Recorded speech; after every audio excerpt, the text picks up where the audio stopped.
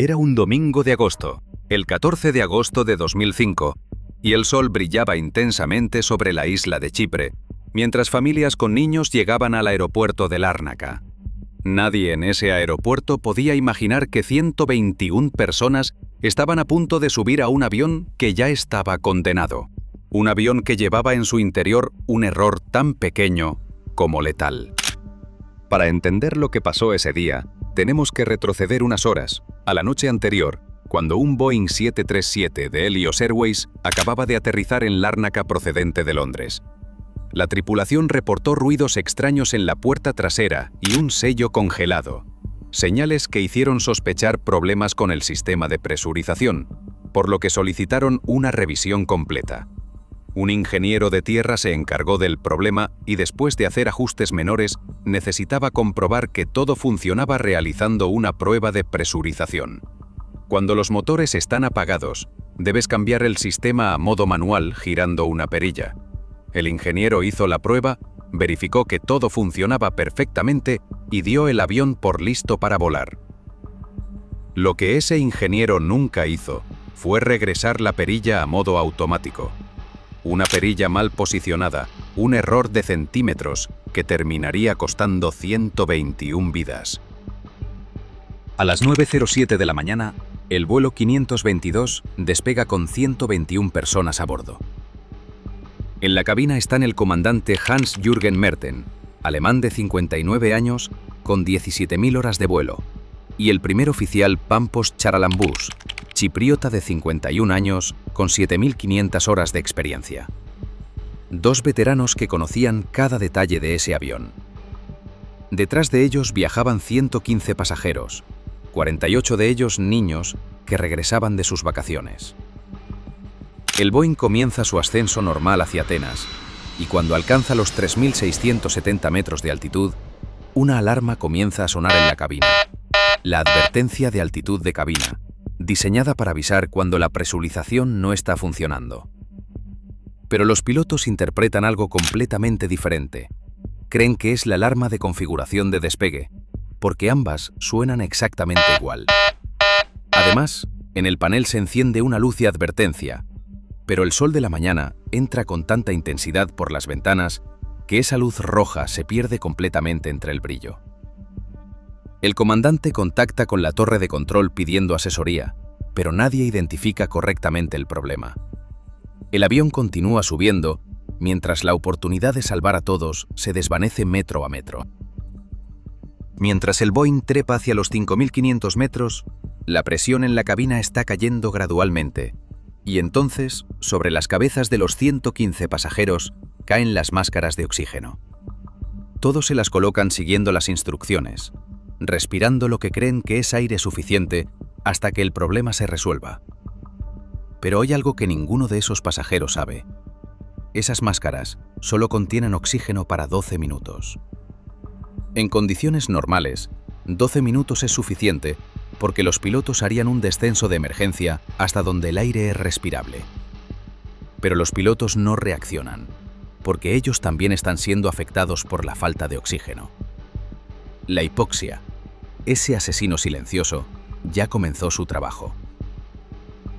La hipoxia es traicionera porque no llega como un golpe súbito, llega como un susurro que roba la capacidad de pensar con claridad.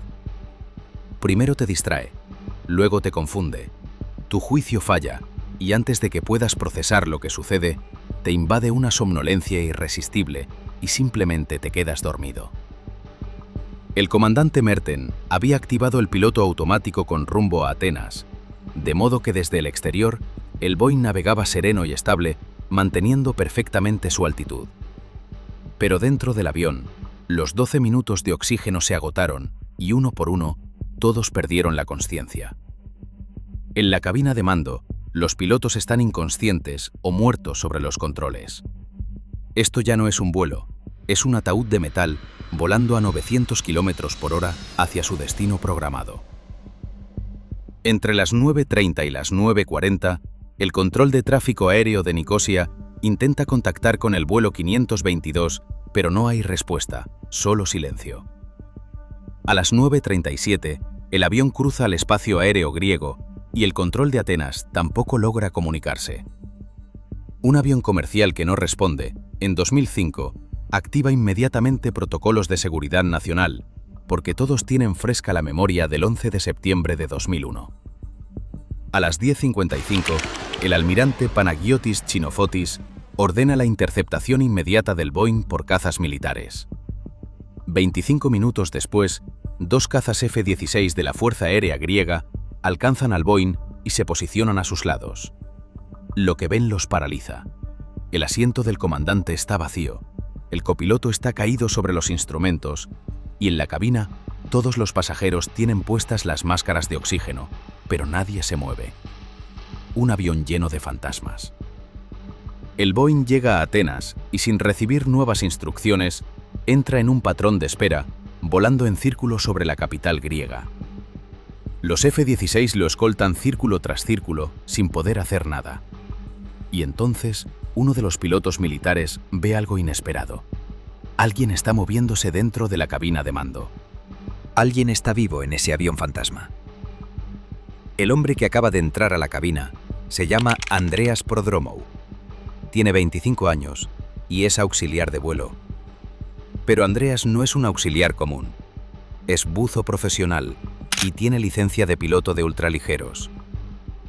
Cuando las máscaras cayeron, Andreas fue probablemente el único que comprendió inmediatamente el peligro real. Corrió hacia los botellones portátiles de oxígeno de emergencia que contienen 30 minutos de aire en lugar de los 12 minutos de las máscaras de pasajeros. Su entrenamiento como buzo le había enseñado técnicas de respiración que le permitían maximizar cada inhalación, controlando conscientemente cada ciclo respiratorio. Andreas esperó mientras observaba con horror cómo todos perdían la consciencia, y cuando estuvo seguro de que los pilotos no iban a despertar, tomó la decisión más valiente de su vida: entrar a la cabina e intentar pilotar un avión para el cual no tenía entrenamiento. Los pilotos de los F-16 observaron cada movimiento de Andreas, viéndolo intentar reanimar a los pilotos, primero al copiloto y luego al comandante caído en el suelo, pero ambos estaban más allá de cualquier ayuda. Finalmente se sentó en el asiento del capitán y miró el panel de instrumentos del Boeing 737. Cientos de interruptores, botones, pantallas, un sistema que requiere años de entrenamiento. Andreas solo conocía aviones ultraligeros con controles básicos, nada que se pareciera a esta complejidad abrumadora. Andreas tomó el micrófono y gritó: «Mayday, Mayday, tenemos un accidente de aviación civil. Auxilio, Atenas». Lo repitió 5 veces, pero nadie en Atenas lo escuchó, porque la radio seguía sintonizada en la frecuencia de Lárnaca en Chipre. También intentó comunicarse con señas con los pilotos de los F-16, pero no había forma de que ellos lo ayudaran. Andreas luchó con los controles, presionando botones, moviendo palancas, tratando desesperadamente de que ese monstruo de 60 toneladas respondiera.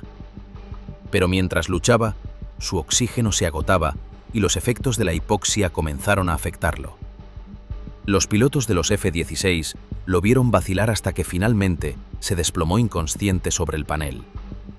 El Boeing continuó su 10º patrón de espera sobre Atenas hasta que después de casi 3 horas de vuelo, los motores comenzaron a fallar porque el combustible se había agotado completamente.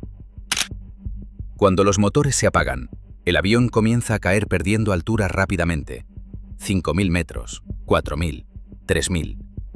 Pero cuando llega a 3.000 metros, la presión atmosférica se normaliza lo suficiente como para que Andreas, que había estado inconsciente solo algunos minutos, abre repentinamente los ojos y recupera la consciencia. Los pilotos militares lo vieron incorporarse completamente desorientado, mirando los instrumentos que mostraban múltiples alertas rojas, indicando que los motores estaban apagados y el avión estaba cayendo. Andreas miró por las ventanas y vio Atenas allá abajo. Edificios, calles llenas de gente, parques donde los niños jugaban, miles de personas viviendo sus vidas, ajenas a que un Boeing 737 sin control estaba cayendo sobre sus cabezas. En ese momento, Andreas entendió algo con absoluta claridad. El avión se iba a estrellar. Eso era inevitable. Todos en el vuelo 522 ya estaban condenados. Pero si ese Boeing caía sobre Atenas, cientos más morirían además de las 121 personas del avión.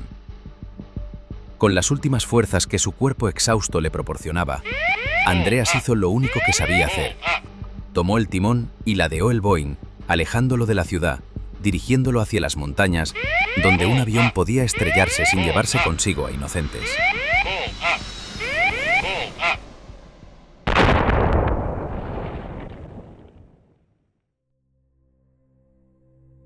A las 12:04 del mediodía, el vuelo 522 de Helios Airways impactó contra la ladera de una montaña cerca del pueblo de Grammaticó, a 40 kilómetros de Atenas, en una zona rural donde no había casas ni escuelas. Las 121 personas a bordo murieron instantáneamente, pero gracias a Andreas Prodromou, ese día no hubo más víctimas. Gracias a él, el avión no cayó sobre la ciudad y salvó potencialmente cientos de vidas más. La investigación reveló la cadena de errores. El ingeniero que dejó la perilla en modo manual fue acusado junto con directivos de Helios Airways. Fueron condenados a 10 años de prisión, que luego se convirtieron en multas de 75.000 euros cada uno. Las familias demandaron a Boeing y recibieron una indemnización millonaria que nunca se reveló públicamente. A partir de 2011, Boeing modernizó sus 737, agregando luces de advertencia más visibles y cambiando los sonidos de las alarmas para que fueran completamente diferentes e inconfundibles. Helios Airways cerró permanentemente en 2006, apenas 15 meses después del accidente. Esta es la historia del vuelo fantasma, un avión condenado por un error de centímetros, una perilla mal colocada. 115 pasajeros, 48 de ellos niños, 6 tripulantes, y un héroe que nadie conocía, Andreas Prodromou, 25 años. Andreas no pudo salvar a las personas en ese avión. Esa batalla ya estaba perdida. Pero evitó que una tragedia terrible se convirtiera en una catástrofe aún mayor. Usó sus últimos momentos de vida para asegurarse de que las únicas víctimas fueran aquellas que ya no podían ser salvadas.